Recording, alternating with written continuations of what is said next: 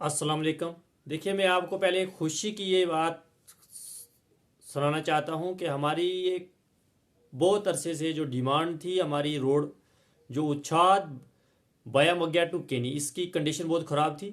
तो मैंने हर प्लेटफॉर्म पे इसकी आवाज़ उठाई कि इस पर कोई ब्लैक टॉपिंग हो जाए।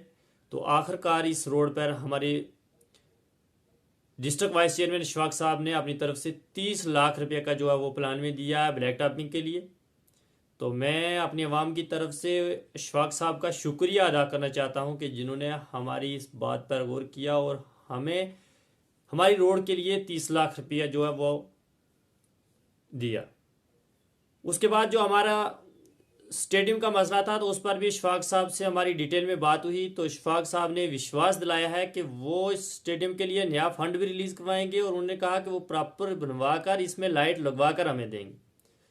तो हमें इशफाक साहब पर भरोसा है, क्योंकि स्टेडियम का पहले का जो पैसा था वो भी इशफाक साहब की ही मेहरबानी से आया था, उन्होंने ही मंजूर करवा के दिया था।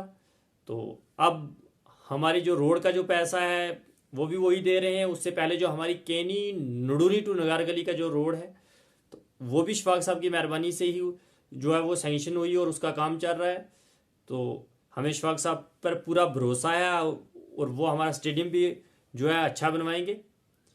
तो मैं इशफाक साहब का एक बार फिर अपनी आवाम की तरफ से शुक्रिया अदा करना चाहता हूं कि जिन्होंने हमारी ये 2-3 बड़े डेवलपमेंट के काम किए और अब हमारी रोड के लिए जो ब्लैक टॉपिंग के लिए पैसा दिया है, इसके लिए मैं ख़ास कर पूरी आवाम की तरफ से इशफाक साहब का शुक्रिया अदा करना चाहता हूं।